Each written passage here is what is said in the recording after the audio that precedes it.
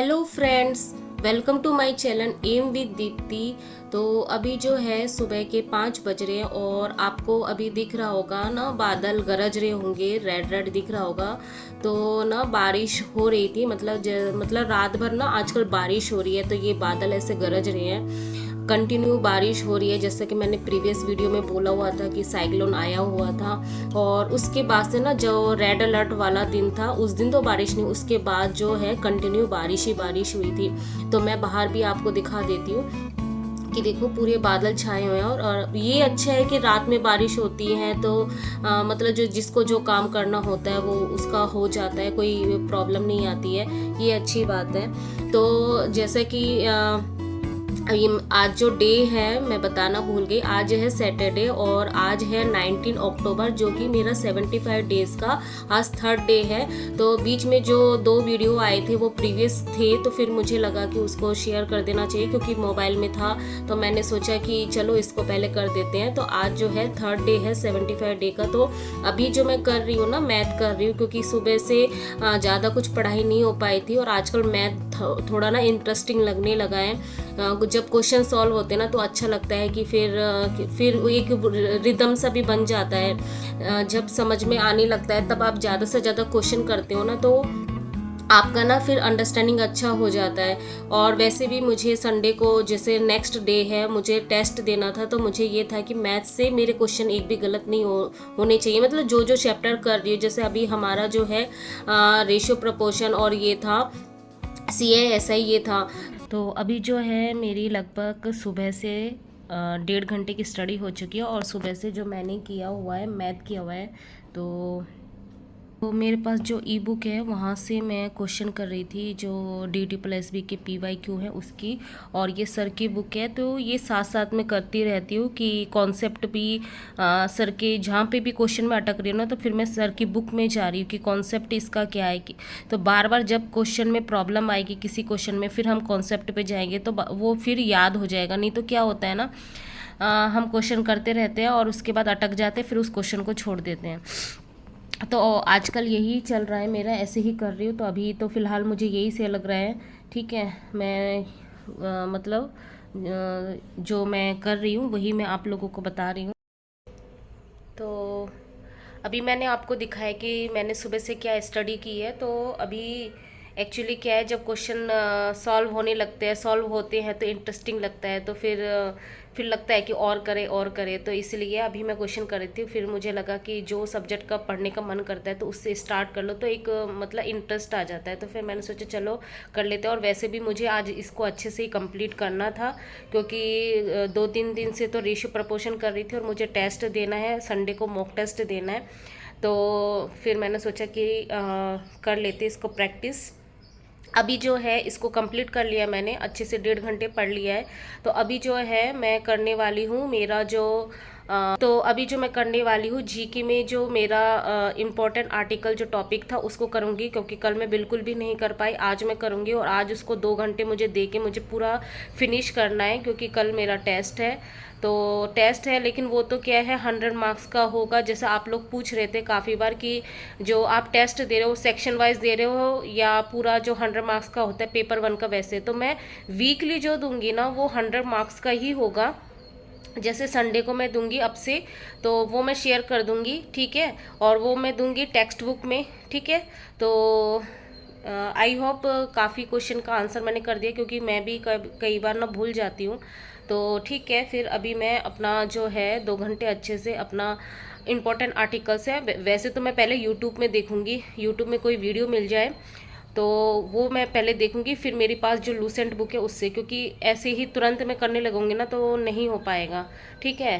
तो उससे थोड़ा इंटरेस्ट आ जाएगा वीडियो देखने से। तो उसके बाद मैं लर्न करके फिर मैं आपसे मिलती हूँ, ओके। तो उसके बाद जो है मैंने वीडियो सर्च किया यूट्यूब में कि इम्पोर्टेंट आर्टिकल नेम से, तो मुझे एक वीडियो मिला था जो उसमें ट्रिक वाइज बता रखा था। लेकिन जब मैं करने गई ना तो फिर देखा कि वो फिर मौलिक अधिकार, फिर हमारे राष्ट्रपति से जो आर्टिकल है, ये सारे ही वही घूम फिरा के आ रहे थे।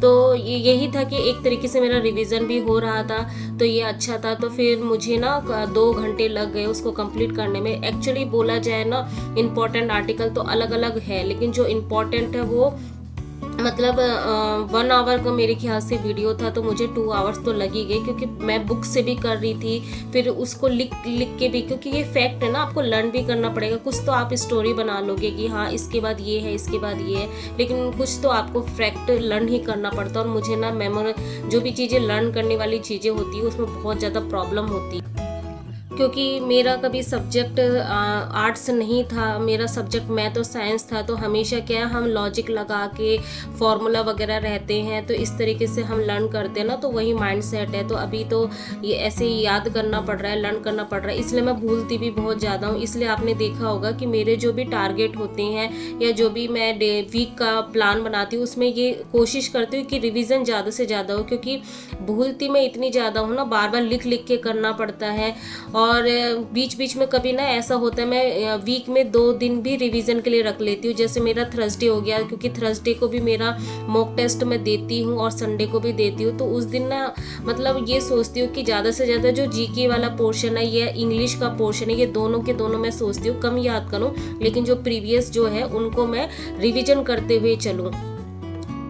तो हमारे एक फ्रेंड है, उनका ये कमेंट आया हुआ था कि दी पेपर 1 के लिए, जो हमारा पेपर फर्स्ट है, उसके लिए हमें कौन सा बैच लेना चाहिए, प्लीज़ सजेस्ट करें। तो डियर मैं ये बोलूँगी कि मुझे ऐसा लगता है ना, पेपर 1 के लिए कोई बैच खरीदने की ज़रूरत नहीं है, क्योंकि मैं जब भी कोई बैच आप खरीदोगे ना, मतलब पूरा पैक वाला, तो उसमें देखोगे कोई सब्जेक्ट ना, मतलब कोई 1-2 सब्जेक्ट अच्छे पढ़ाने वाले टीचर होंगे, अदरवाइज दूसरे वाले जो होंगे वो ऐसे होंगे जो आपको इंटरेस्टिंग नहीं लगेंगे।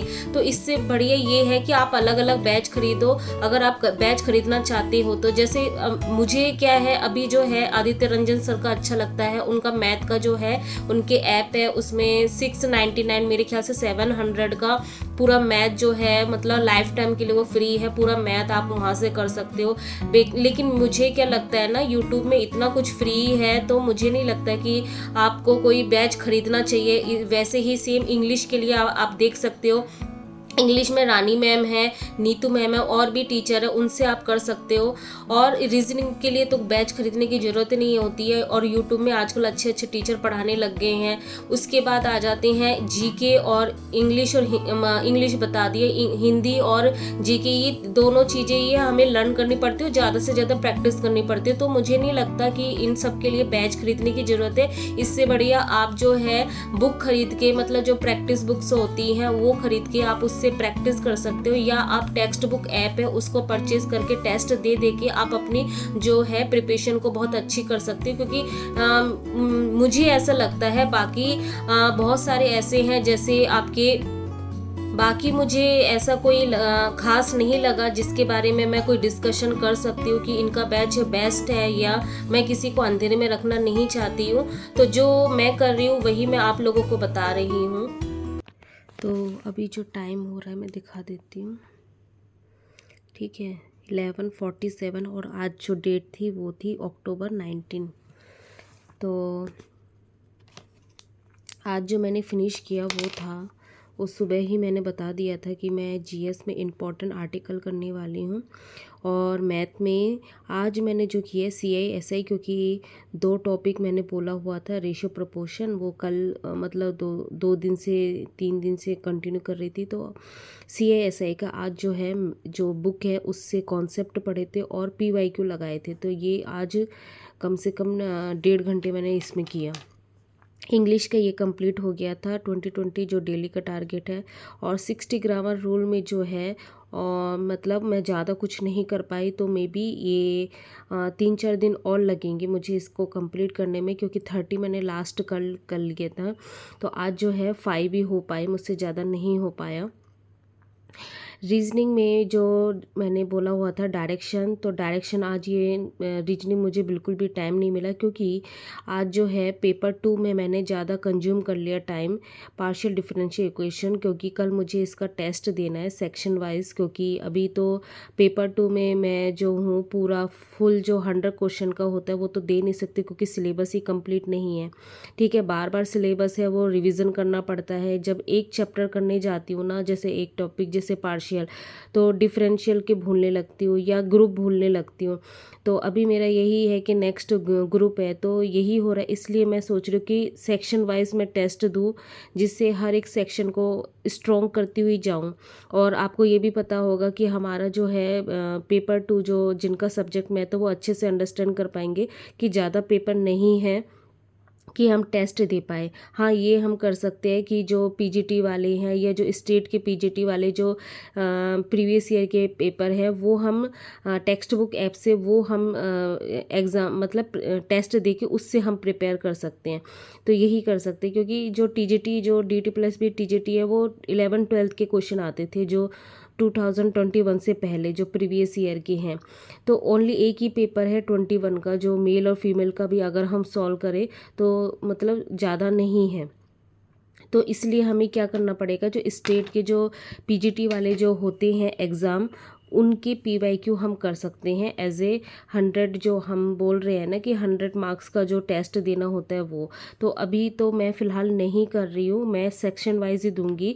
तो कल मैं जो हूँ पेपर 2 में इसका सेक्शन दूंगी और इन सब का जो पेपर 1 में जो 5 सब्जेक्ट का होता है वो 100 मार्क्स का वो मैं दूंगी। ठीक है, तो वो कल मैं आप लोगों के साथ शेयर करूँगी संडे वाले ब्लॉग में। ठीक है, तो आज जो इसी में ज़्यादा टाइम, क्योंकि मुझे ये पूरा कंप्लीट करना था और आज जो है जीपी सर के जो सारे 17 वीडियो थे तो उसमें थोड़े से बचे हुए थे। आज मेरा लाप्लासियन हीट वेव ये भी हो गया था, लेकिन फिर मुझे उससे रिलेटेड क्वेश्चन भी करने थे तो आज वो मैंने क्वेश्चन किए हुए थे, क्योंकि बहुत ना लेंदी क्वेश्चन है वो। तो जो भी क्वेश्चन आने लायक है वो तो एक सेपरेशन वाले हैं और नॉर्मल जो पार्शियल डेरिवेशन करते हैं वो है, और एक जो लैग्रांजेंस का जो ऑक्सिलरी इक्वेशन है dx/p, और ये सारे जो है ये मतलब फ्रिक्वेंट आते हैं और ये इजी होते हैं। तो होप लॉन्ग तो आएंगे नहीं, तो हमें सारी चीज़ें पता होनी चाहिए, क्योंकि वेव इक्वेशन पूछ सकता है कि which one is wave equation, heat equation, Laplace equation क्या है और कैसे सेटिस्फाई होते हैं, मतलब बहुत सारी चीज़ें। ठीक है, तो बार बार इनको करना पड़ेगा, बार बार इनके क्वेश्चन करने पड़ेंगे तो फिर हम भूलेंगे नहीं। ठीक है, तो ये भी मेरा नेक्स्ट वीक में भी मैं क्या करूँगी ना, 15-20 मिनट तो रखूँगी, मतलब 20-25 मिनट ये रखना ही है कि एक दो क्वेश्चन करते हुए जाऊँ, जिससे मैं रिवीजन करती रहूँ और इसको भूलूँ नहीं। तो नेक्स्ट वीक मेरा ग्रुप रहने वाला है और डिफरेंशियल के जो थोड़े बहुत क्वेश्चन होते रहेंगे उनको भी करती रहूँगी, जिससे डिफरेंशियल इक्वेशन भी नहीं भूलूँगी। वैसे मैंने डिफरेंशियल इक्वेशन ना मैंने 70% ही किया है, 30% अभी भी मेरा पेंडिंग है, वो मैंने कंप्लीट नहीं किया हुआ है जीपी सर से, क्योंकि वो बहुत सारे मेथड थे ना। तो बीच में मैंने जो लास्ट जो वीक से मतलब पिछले वीक से पिछले वीक तब मैंने डिफरेंशियल इक्वेशन किया था, तो तब मैंने 70% ही किया था, क्योंकि ना बहुत ज़्यादा मेथड थे तो मैंने उसको छोड़ दिया था बाद में। ठीक है, तो यही था। तो आज मेरा रीजनिंग नहीं हुआ तो टारगेट में, क्योंकि एक्चुअली हुआ ना आज मैं ये इसको कंप्लीट करने में लगी, क्योंकि मॉर्निंग टाइम पे मैंने पहले ही बता दिया, पहले मैं वीडियो देखूंगी उसके बाद मैं करने लगूंगी। तो जब मैं इसको करने लगी ना तो मैंने देखा कि जो मौलिक अधिकार है, फिर उसके बाद राज्य के नीति निर्देशक तत्व है, सिटीजनशिप है, तो ये दोबारा से रिवीजन ही हो रहे थे, तो मैं ज़्यादा फिर दोबारा रिवीजन करने में ही लग गई कि पुराने जब कर ही रहे थे इसको भी कर ले। तो इसी में आज जीके में ज़्यादा टाइम लग गया और मैथ में भी ज़्यादा टाइम लग गया, मतलब 2 घंटे लग गए अप्रॉक्स। हाँ, क्योंकि वीडियो पे मैंने देखा हुआ था, सॉल्व भी किया था वीडियो में, तो इसमें भी मैं ज़्यादा कर नहीं पाई, 1 घंटे से ज़्यादा देख ही नहीं पाई वीडियो। तो अभी तो 5 घंटे का और पेंडिंग है मेरा। ठीक है, तो डायरेक्शन ये आज बिल्कुल भी नहीं हुआ। तो यही था आज का दिन। तो आई होप क्योंकि आज भी वही हुआ ना कि क्योंकि आप लोगों को पता ही होगा। अच्छा, मैं बता देती हूँ मेरा कितना स्टडी आवर्स हुआ, उससे आप अंदाज़ा लगा पाओगे कि क्यों मेरा टारगेट पूरा नहीं हुआ। तो आज है 6.25 घंटे की पढ़ाई हुई है। तो वही है कि आजकल ना मेरे घर का काम थोड़ा चला हुआ है, तो सामान वगैरह ना बहुत सारी चीज़ें इधर उधर हो रही है। और ये भी आपको पता होगा कि हमारी दिवाली का जो है सेलिब्रेशन स्टार्ट होने वाला है, तो 1 घंटा ना डेली का मॉर्निंग का मेरा इसलिए चला जाता है कि मैं डेली का थोड़ा थोड़ा सफाई करती रहूँ, क्योंकि इस बार तो हस्बैंड बिल्कुल हेल्प नहीं कर पाएंगे मेरी, तो मुझे खुद से ही करना है। तो इसीलिए दिवाली की जो सफाई है वो भी मुझे खुद को करनी पड़ती है। तो 1 घंटा जो है मुझे डिवोट करना पड़ता है घर की सफाई में, तो इसके कारण अभी ऐसा ही हो रहा है। तो 2-3 दिन भी अभी ऐसे ही लगेंगे, उसके बाद फिर शायद मैं रूटीन पे आ पाऊँ। आई होप मंडे से मैं रूटीन पे आ पाऊँ। तो आई होप, जो मेरी मिनिमम स्टडी है मुझे करनी थी, इसलिए मैं सोई नहीं। देखो रात के 12 बजने वाले हैं, तो मुझे ये था कि नहीं 6 आवर तो मुझे स्टडी करनी ही करनी है। तो संडे है, देखते हैं। अभी तो 12 बज रहे हैं, तो मे बी मैं 5 बजे का अलार्म लगाऊंगी, क्योंकि 6 आवर की स्टडी मतलब 6 आवर की स्लीप आपकी मस्ट होनी चाहिए। तो चलो फिर मिलते हैं नेक्स्ट ब्लॉग में, तब तक के लिए बाय, गुड नाइट।